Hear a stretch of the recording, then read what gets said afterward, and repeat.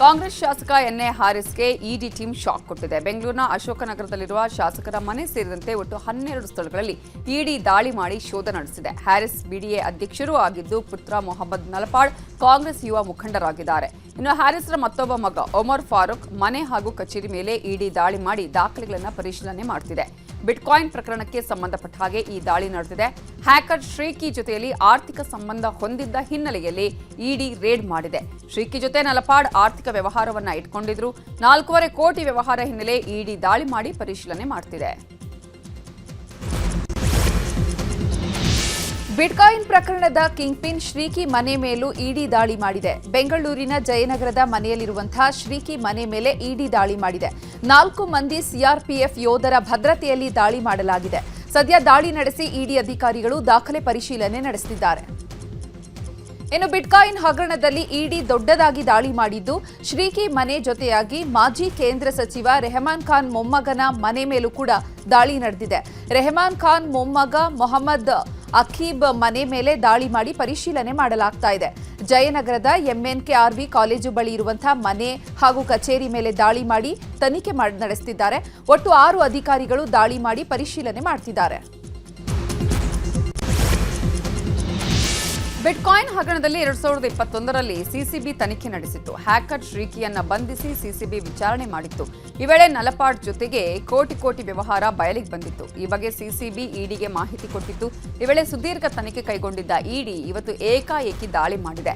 Harris ಮನೆ ಮೇಲೆ ದಾಳಿ ನಡೆಸಿ ಶೋಧ ಮಾಡಲಾಗ್ತಾ ಇದ್ದು, ಒಟ್ಟು 12 ಕಡೆಗಳಲ್ಲಿ ತನಿಖೆ ನಡೆಸಲಾಗುತ್ತಿದೆ. ಬಿಟ್ಕಾಯಿನ್ ಹಗರಣಕ್ಕೆ ಸಂಬಂಧಪಟ್ಟಂತೆ ಬೆಂಗಳೂರಿನಲ್ಲಿ ಇಡಿ ಮಹತ್ವದ ದಾಳಿ ನಡೆಸಿದೆ. ಹ್ಯಾಕರ್ ಶ್ರೀಕಿ ಸೇರಿದಂತೆ ಹಲವರು ಬಿಟ್ಕಾಯಿನ್ ಹಗರಣವನ್ನ ಹೇಗೆ ಮಾಡ್ತಾ ಇದ್ರು ಅನ್ನೋದನ್ನ ನೋಡುವುದಾದ್ರೆ, ಮೊದಲು ವರ್ಚುವಲ್ ಡಿಜಿಟಲ್ ಅಸೆಟ್ಸ್ ಕಳ್ಳತನ ಮಾಡ್ತಾ ಇದ್ರು. ಕದಿಯಲು ವೆಬ್ಸೈಟ್ ಮತ್ತು ವ್ಯಾಲೆಟ್ಗಳನ್ನ ಹ್ಯಾಕ್ ಮಾಡ್ತಾ ಇದ್ರು. ಅದನ್ನ ಕ್ರಿಪ್ಟೋ ಟ್ರೆಂಡಿಂಗ್ ಪ್ಲಾಟ್ಫಾರ್ಮ್ನಲ್ಲಿ ಮಾರಾಟ ಮಾಡ್ತಾ ಇದ್ರು. ಕದ್ದ ವಿಡಿಎಗಳನ್ನ ಮಾರಾಟ ಮಾಡುವುದು, ಮಾರಾಟದಿಂದ ಬಂದಂತಹ ಹಣವನ್ನ ಬ್ಯಾಂಕ್ ಖಾತೆಗಳ ಮೂಲಕ ವರ್ಗಾಯಿಸ್ತಾ ಇದ್ರು. ಆ ಹಣವನ್ನ ಶ್ರೀಕೃಷ್ಣ ಅವರು ತಮ್ಮ ಸಹಚರರು ಬಳಕೆ ಮಾಡಿ ಎಂಜಾಯ್ ಮಾಡ್ತಾ ಇದ್ರು.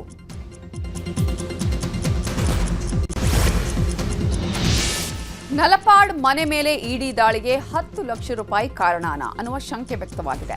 2020ರಲ್ಲಿ ಶ್ರೀಕಿ ಅಲಿಯಾಸ್ ಶ್ರೀಕೃಷ್ಣ ಸೇರಿದಂತೆ 3 ಮೇಲೆ ಅಶೋಕ್ ನಗರ ಠಾಣೆಯಲ್ಲಿ ಎಫ್ಐಆರ್ ದಾಖಲಾಗಿತ್ತು. ಯಶೋಧಾದೇವಿ ಅನ್ನೋರ ದೂರಿನ ಆಧಾರದಲ್ಲಿ ಶ್ರೀಕಿ, ರಾಬಿನ್ ಖಂಡೇಲ್ವಾಲಾ, ಅಜಿತ್ ಖಂಡೇಲ್ವಾಲಾ ಮೇಲೆ ಎಫ್ಐಆರ್ ದಾಖಲಿಸಲಾಗಿತ್ತು. 28 ಲಕ್ಷ ರೂಪಾಯಿ ಹಣವನ್ನ ಬಿಟ್ಕಾಯಿನ್ ನಲ್ಲಿ ಹೂಡಿಕೆ ಮಾಡಿದ್ರೆ 45 ಲಕ್ಷ ಕೊಡ್ತೀವಿ ಅಂತ ಹೇಳಿ ಆರೋಪಿಗಳು ನಂಬಿಸಿದ್ರು. ಆರೋಪಿಗಳ ಮಾತು ನಂಬಿ 28 ಲಕ್ಷ ಹಣವನ್ನ ಅಜಿತ್ ಖಾತೆಗೆ ಹಾಕಿದ್ದ ಯಶೋಧಾದೇವಿಗೆ ಹಣ ಕೊಡದೆ ವಂಚನೆ ಮಾಡಿದ್ರು. ಬಿಟ್ಕಾಯಿನ್ ಹ್ಯಾಕ್ ಮಾಡಿ ಬಾಂಬೆ ಮೂಲದ ವ್ಯಕ್ತಿಗೆ ಕಳುಹಿಸಿದ್ದ ಶ್ರೀಕಿ, ಆ ಬಳಿಕ ಬಾಂಬೆ ಮೂಲದ ವ್ಯಕ್ತಿಯಿಂದ 10 ಲಕ್ಷ ರೂಪಾಯಿ ಹಣವನ್ನ ನಲಪಾಡ್ ಅಕೌಂಟ್ಗೆ ವರ್ಗಾವಣೆ ಮಾಡಲಾಗಿತ್ತು. ಈ ಎಲ್ಲ ವಿಚಾರಗಳಲ್ಲಿ ಇಡಿ ತನಿಖೆ ನಡೀತಾ ಇದೆ. ಕಾಂಗ್ರೆಸ್ ಶಾಸಕ ಹ್ಯಾರಿಸ್ ಹಾಗೂ ಮಗ ನಲಪಾಡ್ ಮನೆ ಮೇಲೆ ಇಡಿ ದಾಳಿ ಮಾಡಿದೆ. ಈ ವಿಚಾರಕ್ಕೆ ಸಚಿವ ಪ್ರಿಯಾಂಕ್ ಖರ್ಗೆ ಪ್ರತಿಕ್ರಿಯೆ ನೀಡಿದ್ದಾರೆ. ಹಿಂದೆಯೇ ನಲಪಾಡ್ ಶ್ರೀಕಿ ಜೊತೆ ಪರಿಚಯ ಇತ್ತು ಅಂತ ಹೇಳಿದ್ರು. ರೇಡ್ ಆಗ್ತಾ ಇರೋದು ಆ ವಿಚಾರಕ್ಕೋ ಅಥವಾ ಬೇರೆ ವಿಚಾರಕ್ಕೋ ಗೊತ್ತಿಲ್ಲ, ನೋಡೋಣ ಏನಿದೆ ಅಂತ ಹೇಳಿದ್ದಾರೆ.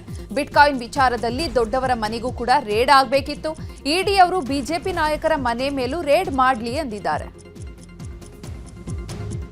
ಟ್ರಾನ್ಸ್ಪರೆಂಟ್ ಆಗಿ ಅವ್ರದ್ದು ಇವ್ರದ್ದು ಫ್ರೆಂಡ್ಶಿಪ್ ಇತ್ತು ಅಂತಲೂ ಕೂಡ ಹೇಳಿದರು. ಬಟ್ ಇದು IT ಇಡಿ ಎಲ್ಲ ರೇಡ್ ಆಗ್ತಾ ಇರೋದು ಆ ವಿಚಾರಕ್ಕೂ ಬೇರೆ ವಿಚಾರಕ್ಕೂ ಗೊತ್ತಿಲ್ಲ, ನೋಡೋಣ ಏನಿದೆ ಅಂತದ್ದು ಅವರ ಇಡಿ ಅವ್ರು ಹೇಳಬೇಕಲ್ಲ.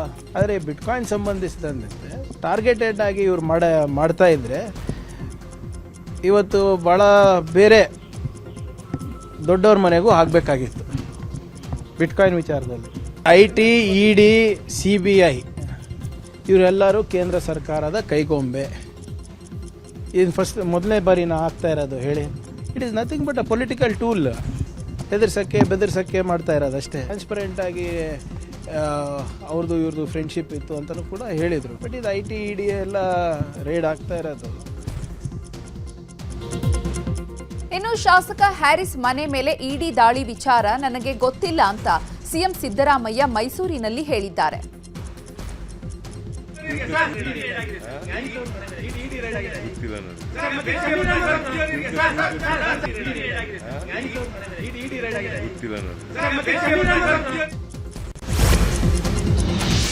ಶಾಸಕ ಹ್ಯಾರಿಸ್ ಮನೆ ಮೇಲೆ ಇಡಿ ದಾಳಿ ವಿಚಾರಕ್ಕೆ ಬಿಜೆಪಿ ನಾಯಕರು ರಿಯಾಕ್ಟ್ ಮಾಡಿದ್ದಾರೆ. ಬೆಂಗಳೂರಲ್ಲಿ ಕೇಂದ್ರ ಸಚಿವೆ ಶೋಭಾ ಕರಂದ್ಲಾಜೆ ಮಾತಾಡಿ, ಕಾಂಗ್ರೆಸ್ ನಿರಂತರವಾಗಿ ಆರ್ಥಿಕ ಅಪರಾಧ ಮಾಡ್ತಾನೆ ಬಂದಿದೆ, ಅದರಲ್ಲಿ ಬಿಟ್ಕಾಯಿನ್ ಕೂಡ ಒಂದು.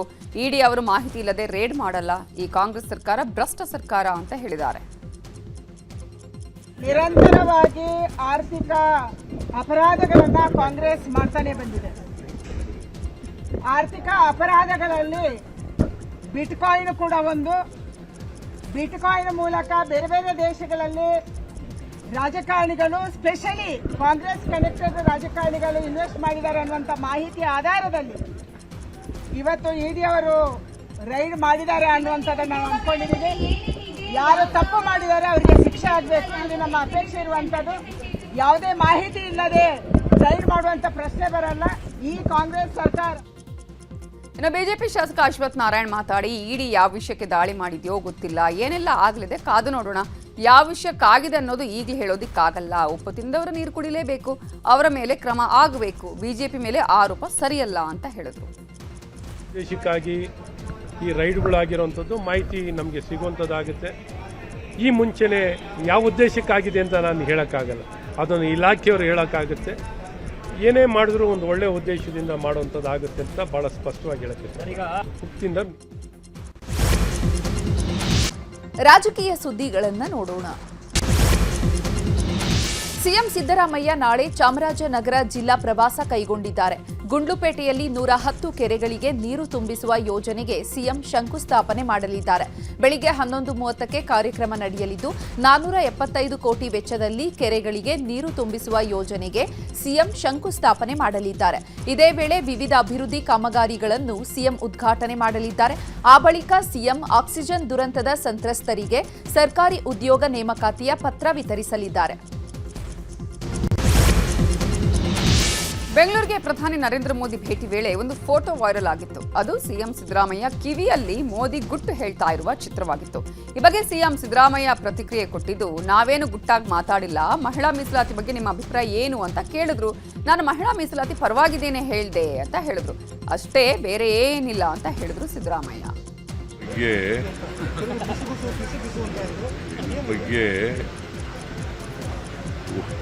ವುಮೆನ್ಸ್ ರಿಸರ್ವೇಷನ್ ಬಗ್ಗೆ ಮಾತಾಡಿದ್ರು. ನಿಮ್ಮ ನಿಲುವೇನು ಅಂತ ಕೇಳಿದ್ರು. ನಾವು ವುಮೆನ್ಸ್ ರಿಸರ್ವೇಷನ್ ಪರ ಇದ್ದೀವಿ ಅಂತ ಹೇಳಿದ್ರು.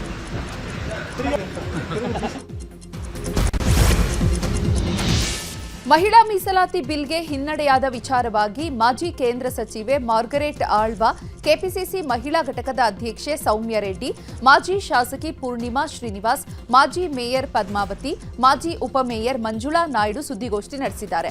ಮಾಜಿ ಶಾಸಕಿ ಸೌಮ್ಯ ರೆಡ್ಡಿ ಮಾತನಾಡಿದ್ದು, ತಮಿಳುನಾಡು, ಪಶ್ಚಿಮ ಬಂಗಾಳ ಚುನಾವಣೆಯ ದೃಷ್ಟಿಯಿಂದ ಮಹಿಳಾ ಮೀಸಲಾತಿ ಬಿಲ್ ಮಂಡನೆ ಮಾಡಿದ್ರು. ಎರಡೂ ರಾಜ್ಯಗಳಲ್ಲಿ ಬಿಜೆಪಿಯನ್ನ ಮೂಸಿಯೂ ಕೂಡ ನೋಡಲ್ಲ. ಆದರೆ ವಿಪಕ್ಷ ಕಾಂಗ್ರೆಸ್ಗೆ ಕೆಟ್ಟ ಹೆಸರು ತರೋದಕ್ಕೆ ಮಹಿಳಾ ವಿರೋಧಿ ಅಂತ ಅಪವಾದವನ್ನ ಮಾಡ್ತಾ ಇದ್ದಾರೆ ಬಿಜೆಪಿ ಅಂತ ಹೇಳಿದ್ದಾರೆ. ದಾವಣಗೆರೆ ದಕ್ಷಿಣ ದಂಗಲ್ ನಿಲ್ಲುವ ಹಾಗೆ ಕಾಣ್ತಿಲ್ಲ. ಸಚಿವ ಜಮೀರ್ ಅಹಮದ್ ಮೇಲೆ ಮುಸ್ಲಿಂ ಮುಖಂಡರೇ ಬೇಸರ ವ್ಯಕ್ತಪಡಿಸಿದ್ದಾರೆ. ಜಮೀರ್ ಅಹಮದ್ ಜೆಡಿಎಸ್ಗೆ ಹೋಗ್ತಾರೆ ಅನ್ನೋ ಚರ್ಚೆ ಶುರುವಾಗಿದೆ. ಜಮೀರ್ ಅಹಮದ್ ಜೆಡಿಎಸ್ಗೆ ಹೋದ್ರೆ ಕಾಂಗ್ರೆಸ್ಗೆ ಏನೂ ಆಗಲ್ಲ. ಇಬ್ರಾಹಿಂ, ರೋಷನ್ ಬೇಗ್ ಪಾರ್ಟಿ ಬಿಟ್ಟರು ಏನಾದ್ರು ಅಂತ ಕೇಳಿದ್ರು. ಇವರು ಹೋದ್ರೆ ಇನ್ನೊಬ್ಬ ಲೀಡರ್ ಹುಟ್ಕೊಳ್ತಾರೆ ಅಂತ ಜಮೀರ್ ಅಹಮದ್ಗೆ ಅಲ್ಪಸಂಖ್ಯಾತ ಪದಾಧಿಕಾರಿಗಳೇ ಟಾಂಗ್ ಕೊಟ್ಟಿದ್ದಾರೆ. ಸಿಎಂ ರಾಜಕೀಯ ಕಾರ್ಯದರ್ಶಿ ಸ್ಥಾನದಿಂದ ಎಂಎಲ್ಸಿ ನಸೀರ್ ಅಹಮದ್ ವಜಾವಾದ ಹಿನ್ನೆಲೆ ಕೋಲಾರದಲ್ಲಿ ಕಾಂಗ್ರೆಸ್ ವಿರುದ್ಧ ಮುಸ್ಲಿಂ ಸಮಾಜದ ಉಲಮಾ ಗುರುಗಳು ಆಕ್ರೋಶ ವ್ಯಕ್ತಪಡಿಸಿದ್ದಾರೆ. ಮುಳಬಾಗಿಲಿನ ಸಮುದಾಯ ಭವನದಲ್ಲಿ ಉಲ್ಮಾ ಗುರುಗಳು ಸಭೆ ನಡೆಸಿ ದಾವಣಗೆರೆಯಲ್ಲಿ ಒಂದೇ ಕುಟುಂಬಕ್ಕೆ ಮಂತ್ರಿ, ಸಂಸದ, ಈಗ ಶಾಸಕ ಸ್ಥಾನದ ಟಿಕೆಟ್ ಕೊಟ್ಟಿದ್ದಾರೆ ಅಂತ ಕಾಂಗ್ರೆಸ್ ವಿರುದ್ಧ ಕಿಡಿಕಾರಿದ್ದಾರೆ.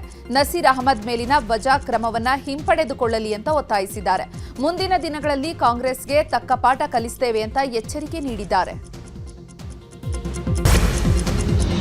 ತುಮಕೂರು ಜಿಲ್ಲೆ ಗುಬ್ಬಿಯ ನಿಟ್ಟೂರಲ್ಲಿ ಎಲೆಕ್ಟ್ರಿಕ್ ಕಾರು ಹರಿದು ಬಾಲಕ ಮೃತಪಟ್ಟಿರುವಂತಹ ಘಟನೆ ನಡೆದಿದೆ. ರಸ್ತೆ ಬದಿಯ ಅಂಗಡಿ ಬಳಿ ಬಾಲಕ ಸೈಕಲ್ ಮೇಲೆ ಕುಳಿತಿದ್ದಾಗ ಈ ದುರ್ಘಟನೆ ಸಂಭವಿಸಿದೆ. ಅಪಘಾತದಲ್ಲಿ 13 ವರ್ಷದ ಶೋಭಿತ್ ರಾಘವ್ ಎಂಬ ಬಾಲಕ ಮೃತಪಟ್ಟಿದ್ದಾರೆ. ಮೃತ ಶೋಭಿತ್ ನಿಟ್ಟೂರಿನ ರಾಘವೇಂದ್ರ ಟೆಕ್ಸ್ಟೈಲ್ಸ್ ಜವಳಿ ಅಂಗಡಿ ಮಾಲೀಕನ ಮಗ ಎನ್ನಲಾಗಿದೆ. ಬೆಂಗಳೂರು ಗ್ರಾಮಾಂತರ ಜಿಲ್ಲೆಯ ದೊಡ್ಡಬಳ್ಳಾಪುರ ತಾಲೂಕಿನ ಎಸ್ ನಾಗೇನಹಳ್ಳಿ ಗ್ರಾಮದಲ್ಲಿ ಖದೀಮರು ಹಾಡ ಹಗಲೇ ಮನೆಯ ಬೀಗ ಮುರಿದು ಲಕ್ಷಾಂತರ ರೂಪಾಯಿ ಮೌಲ್ಯದ ಚಿನ್ನಾಭರಣ, ನಗದು ದೋಚಿದ್ದಾರೆ. 10 ಗ್ರಾಂ ಚಿನ್ನದ ಚೈನ್, 15 ಗ್ರಾಂ ಚಿನ್ನದ ಬ್ರಾಸ್ಲೆಟ್, ನೆಕ್ಲೆಸ್, 8 ಗ್ರಾಂನ ಉಂಗುರ, 3 ಜೊತೆ ಕಾಲ್ಗೆಜ್ಜೆ, 1,30,000 ನಗದು ದೋಚಿ ಕಳ್ಳರು ಎಸ್ಕೇಪ್ ಆಗಿದ್ದಾರೆ. ದೊಡ್ಡಬಳ್ಳಾಪುರ ಗ್ರಾಮಾಂತರ ಪೊಲೀಸ್ ಠಾಣೆಯಲ್ಲಿ ಆರೋಪಿಗಳಿಗಾಗಿ ಬಲೆ ಬೀಸಲಾಗಿದೆ. ಉಡುಪಿಯ ಕಾರ್ಕಳದಲ್ಲಿ ಮನೆಗೆ ನುಗ್ಗಿ ಕಳ್ಳತನ ಮಾಡಿರುವಂತಹ ಘಟನೆ ನಡೆದಿದೆ. ಕಾರ್ಕಳದ ಮುಖ್ಯ ರಸ್ತೆಯಲ್ಲಿರುವಂತಹ ಹರೀಶ್ ಶೆಟ್ಟಿ ಎನ್ನುವವರ ಮನೆಗೆ ನುಗ್ಗಿದಂತಹ ಕದೀಮ ಕೈಚಳಕ ತೋರಿದ್ದಾನೆ. ಏಪ್ರಿಲ್ 16ರಂದು ಮನೆಗೆ ಬೀಗ ಹಾಕಿ ಉಜಿರೆಗೆ ತೆರಳಿದ್ರು. ಏಪ್ರಿಲ್ 19ರಂದು ಸಂಬಂಧಿಕರು ಕರೆ ಮಾಡಿ ಕಳ್ಳತನ ನಡೆದ ವಿಚಾರವನ್ನ ತಿಳಿಸಿದ್ದಾರೆ. ಇನ್ನು ಮನೆಯಲ್ಲಿದ್ದಂತಹ ಸ್ಕೂಟಿಯನ್ನ ಕದೀಮ ಎಗರಿಸಿರುವಂತಹ ದೃಶ್ಯ ಸಿಸಿ ಕ್ಯಾಮೆರಾದಲ್ಲಿ ಸೆರೆಯಾಗಿದೆ. ಈ ಬಗ್ಗೆ ಕಾರ್ಕಳ ಠಾಣೆಯಲ್ಲಿ ಪ್ರಕರಣ ದಾಖಲಾಗಿದೆ.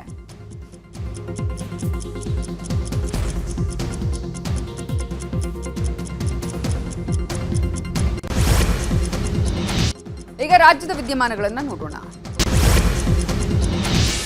ಚಿಕ್ಕಮಗಳೂರು ಭಾಗದಲ್ಲಿ ವರುಣ ಅಬ್ಬರಿಸಿದ್ದಾನೆ. ಆಲಿಕಲ್ಲು, ಬಿರುಗಾಳಿ ಸಹಿತ ಭಾರಿ ಮಳೆಯಾಗ್ತಿದೆ. ಬಾಳೆಹೊನ್ನೂರು, ಬಿಕ್ಕರಣೆ, ಹುಯಿಗೆರೆಯಲ್ಲಿ ಆಲಿಕಲ್ಲು ಸಹಿತ ಮಳೆಯಾಗಿದ್ದು ಬಿಸಿಲಿನ ತಾಪಕ್ಕೆ ಕಂಗೆಟ್ಟಿದ್ದ ಮಲೆನಾಡಿಗರಿಗೆ ವರುಣ ತಂಪಿಡಿದಿದ್ದಾನೆ. ಆಲಿಕಲ್ಲು ಮಳೆಯಿಂದ ಕಾಫಿ ಗಿಡಗಳಿಗೆ ಹಾನಿಯಾಗುವ ಆತಂಕವೂ ಎದುರಾಗಿದೆ.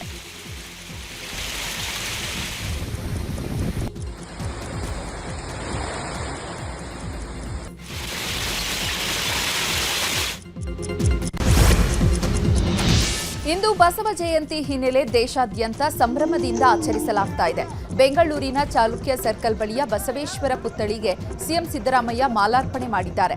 ಸಿಎಂಗೆ ಶಾಸಕ ರಿಜ್ವಾನ್ ಅರ್ಷದ್ ಮತ್ತು ಎಂಎಲ್ಸಿ ಡಾಕ್ಟರ್ ಯತೀಂದ್ರ, ಮಾಜಿ ಸಚಿವೆ ರಾಣಿ ಸತೀಶ್ ಸೇರಿದಂತೆ ಹಲವರು ಸಾಥ್ ನೀಡಿದ್ದಾರೆ.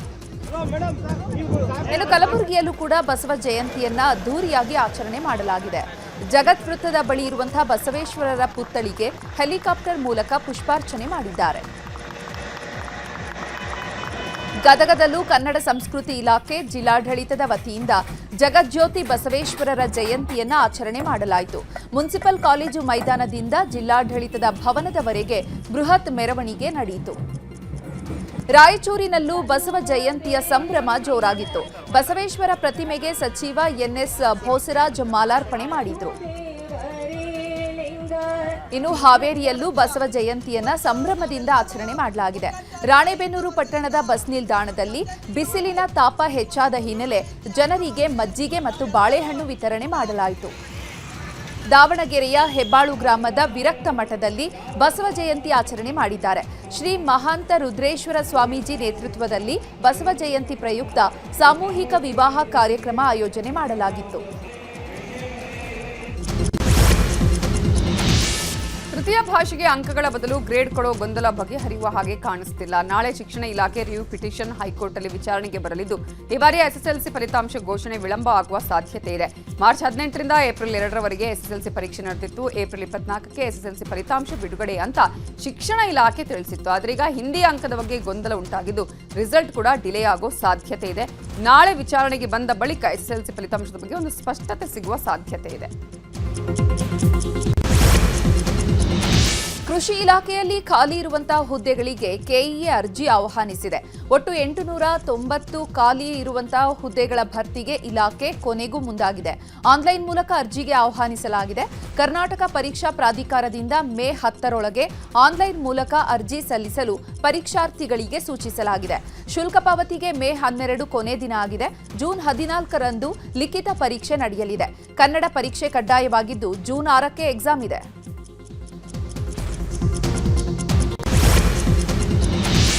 ರಾಷ್ಟ್ರಮಟ್ಟದಲ್ಲಿ ಏನಾಗ್ತಾ ಇದೆ ನೋಡೋಣ. ದೇಶ ಸುದ್ದಿಯಲ್ಲಿ ಕೇಂದ್ರ ರಕ್ಷಣಾ ಸಚಿವ ರಾಜನಾಥ್ ಸಿಂಗ್ ನಾಳೆಯಿಂದ 3 ದಿನಗಳ ಕಾಲ ಜರ್ಮನಿ ಪ್ರವಾಸ ಕೈಗೊಳ್ಳುತ್ತಿದ್ದಾರೆ. ಏಪ್ರಿಲ್ 21ರಿಂದ 3 ದಿನಗಳ ಪ್ರವಾಸದಲ್ಲಿ 90,000 ಕೋಟಿಯ ರಕ್ಷಣಾ ಒಪ್ಪಂದದ ಬಗ್ಗೆ ಚರ್ಚೆ ನಡೆಸಲಿದ್ದಾರೆ ಎನ್ನಲಾಗಿದೆ. ಅಜೆಂಡಾದಲ್ಲಿ ಸಬ್ಮರೀನ್ ಒಪ್ಪಂದ ಇದೆ ಅನ್ನುವ ಮೂಲಗಳು ತಿಳಿಸಿದ್ದು, ಭಾರತಕ್ಕೆ ಒಟ್ಟು 6 ಅಡ್ವಾನ್ಸ್ ಸಬ್ಮರೀನ್ಗಳು ತರುವ ಬಗ್ಗೆ ಚರ್ಚೆಗಳು ಆರಂಭವಾಗಿವೆ.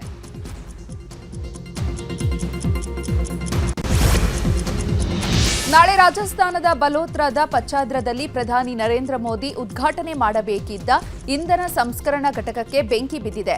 ಪಚ್ಚಾದ್ರದಲ್ಲಿರುವಂತಹ ಪೆಟ್ರೋಕೆಮಿಕಲ್ ಸಂಸ್ಕರಣಾ ಘಟಕದಲ್ಲಿ ಬೆಂಕಿ ಕಾಣಿಸಿಕೊಂಡಿದೆ. ಬೆಂಕಿಯನ್ನು ನಿಯಂತ್ರಿಸಲು ಅಗ್ನಿಶಾಮಕ ದಳದ ಸಿಬ್ಬಂದಿ ಹರಸಾಹಸ ಪಟ್ಟಿದ್ದಾರೆ. ಅದೃಷ್ಟವಶಾತ್ ಯಾವುದೇ ಸಾವು ನೋವು ಸಂಭವಿಸಿಲ್ಲ. ಎಚ್ಪಿಸಿಎಲ್ ಮತ್ತು ರಾಜಸ್ಥಾನ ಸರ್ಕಾರದ ಜಂಟಿ ಮಾಲೀಕತ್ವದಲ್ಲಿ 79,459 ಕೋಟಿ ವೆಚ್ಚದಲ್ಲಿ ನಿರ್ಮಾಣ ಮಾಡಲಾಗಿತ್ತು.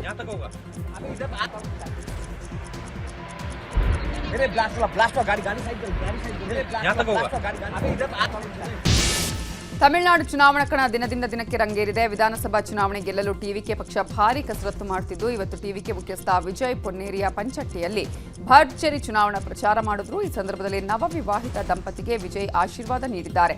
ವಿಜಯ್ ಆಶೀರ್ವಾದ ಪಡೆದ ದಂಪತಿಗಳ ಖುಷಿಗೆ ಪಾರವೇ ಇಲ್ಲ ಅನ್ನುವಂತಾಯಿತು.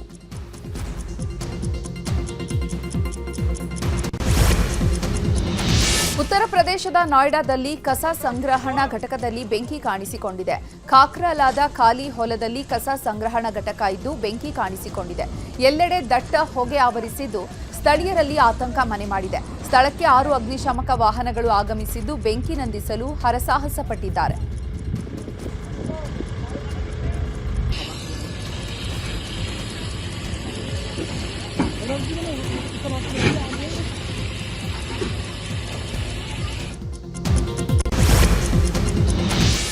ಪ್ರಯಾಗ್ರಾಜ್ ಕುಂಭಮೇಳದಲ್ಲಿ ಭಾರಿ ವೈರಲ್ ಆಗಿದ್ದ ಯುವತಿ ಮೊನಾಲಿಸಾ ಮುಸ್ಲಿಂ ವ್ಯಕ್ತಿಯ ಜೊತೆಗೆ ಮದುವೆ ಆಗಿದ್ರು. ಆದರೆ ಲವ್ ಜಿಹಾದ್ಗೆ ನನ್ನ ಮಗಳು ಬಲಿಯಾಗಿದ್ದಾಳೆ ಅಂತ ಆಕೆಯ ತಂದೆ ದೂರು ಕೊಟ್ಟಿದ್ದಾರೆ.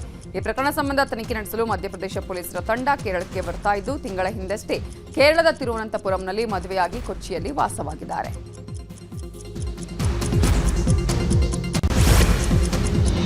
ವಿದೇಶದ ಸುದ್ದಿಗಳನ್ನು ನೋಡೋಣ. ಅಮೆರಿಕ ಹಾಗೂ ಇರಾನ್ ಮಧ್ಯೆ ಮತ್ತೆ ಯುದ್ಧದ ಕಾರ್ಮೋಡ ಹೆಚ್ಚಾಗಿದೆ. ಹರ್ಮುಜ್ ಜಲಸಂಧಿಯಲ್ಲಿ ಉದ್ವಿಗ್ನತೆ ಹಿನ್ನೆಲೆ 2 ದೇಶಗಳ ನಡುವೆ ಮತ್ತೆ ಯುದ್ಧವಾಗುವ ಸಾಧ್ಯತೆ ಇದೆ. ಏಪ್ರಿಲ್ 22ಕ್ಕೆ 15 ದಿನಗಳ ಕದನ ವಿರಾಮ ಮುಗಿಯಲಿದ್ದು, ಆ ಬಳಿಕ ಯುದ್ಧ ಮತ್ತಷ್ಟು ಭೀಕರವಾಗುವ ಸಾಧ್ಯತೆ ಇದೆ. ಈಗಾಗಲೇ ಪಾಕ್ನ ಇಸ್ಲಾಮಾಬಾದ್ನಲ್ಲಿ ಮೊದಲ ಹಂತದ ಸಂಧಾನ ಸಭೆ ವಿಫಲವಾಗಿದೆ. ಇಂದು ಮತ್ತು ನಾಳೆ ಮತ್ತೆ 2ನೇ ಹಂತದ ಸಂಧಾನ ಸಭೆಗೆ ಪಾಕಿಸ್ತಾನ ಮುಂದಾಗಿದೆ. ಆದರೆ ಸಂಧಾನ ಸಭೆ ಯಶಸ್ವಿಯಾಗೋದು ಬಹುತೇಕ ಡೌಟ್ ಅಂತ ಹೇಳಲಾಗ್ತಾ ಇದೆ. ಈ ನಡುವೆ ಟೆಹರಾನ್ ಏರ್ಪೋರ್ಟ್ ಓಪನ್ ಮಾಡಿದೆ ಇರಾನ್.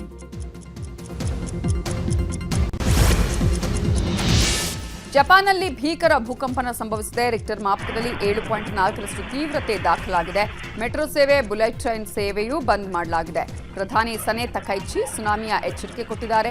ಭೂಕಂಪನದಿಂದ ಪೆಸಿಫಿಕ್ ಕರಾವಳಿ ಭಾಗದಲ್ಲಿ ಭಾರೀ ಹಾನಿಯಾಗಿದ್ದು, ನದಿಗಳು ಉಕ್ಕಿ ಹರಿತಿವೆ. ಪೆಸಿಫಿಕ್ ಸಾಗರದ ರಿಂಗ್ ಆಫ್ ಫೈರ್ನ ಪಶ್ಚಿಮ ಭಾಗದಲ್ಲಿರುವ 4 ಪ್ರಮುಖ ಭಾಗಗಳಲ್ಲಿ ಭಾರೀ ಹಾನಿಯಾಗುವ ಸಾಧ್ಯತೆ ಇದೆ. ಈಗಾಗಲೇ ಜನರನ್ನ ಸ್ಥಳಾಂತರ ಮಾಡುವ ಕಾರ್ಯ ಶುರುವಾಗಿದೆ. 800 ಕಿಲೋಮೀಟರ್ ನೀರೊಳಗಿನ ಕಂದಕದಲ್ಲಿ ಸುನಾಮಿ ಎದ್ದಿದೆ ಎನ್ನಲಾಗಿದೆ.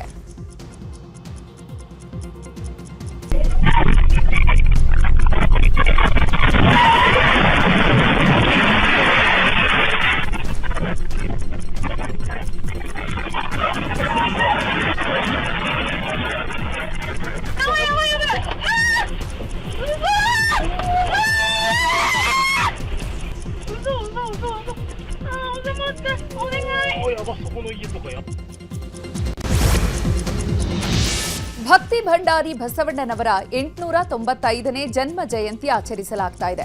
ಲಂಡನ್ನಲ್ಲಿ ಐತಿಹಾಸಿಕ ಬಸವೇಶ್ವರ ಸ್ಮಾರಕಕ್ಕೆ ಗೌರವ ಸಲ್ಲಿಸಿದ Britain deputy high commissioner Chandru Iyer ಬಸವಣ್ಣನವರ ಕಲ್ಯಾಣ ಕಾರ್ಯಕ್ರಮಗಳನ್ನು ಸ್ಮರಿಸಿದ್ದಾರೆ. ಬ್ರಿಟಿಷ್ ಸಂಸತ್ತಿನ ಎದುರಿನ ಭಗವಾನ್ ಬಸವೇಶ್ವರ ಪ್ರತಿಮೆಗೆ ನಮನ ಸಲ್ಲಿಸಿದ್ದಾರೆ. ಕನ್ನಡದಲ್ಲಿ ಇವನಾರವ ಎಂಬ ಬಸವೇಶ್ವರರ ವಚನವನ್ನ ಪಠಿಸಿದ್ದಾರೆ. ಬಸವೇಶ್ವರರ ತತ್ವಶಾಸ್ತ್ರದ ಪ್ರಚಾರಕ್ಕೆ ನೀಡಿದಂತಹ ಕೊಡುಗೆಗಳನ್ನು ಗೌರವದಿಂದ ಸ್ಮರಿಸಲಾಗಿದೆ. ಇದೇ ವೇಳೆ ದಿವಂಗತ ಭೀಮಣ್ಣ ಖಂಡ್ರೆ ಮತ್ತು ಶಾಮನೂರು ಶಿವಶಂಕರಪ್ಪ ಫೋಟೋಗೂ ಕೂಡ ಗೌರವ ಸಲ್ಲಿಸಲಾಯಿತು. ಇಂಗ್ಲೆಂಡ್ನ ಲಾಂಬೇತ್ ನಗರದ ಮಾಜಿ ಮೇಯರ್ ಡಾಕ್ಟರ್ ನೀರಜ್ ಪಾಟೀಲ್ ಸೇರಿದಂತೆ ಗಣ್ಯರು ಉಪಸ್ಥಿತರಿದ್ದರು.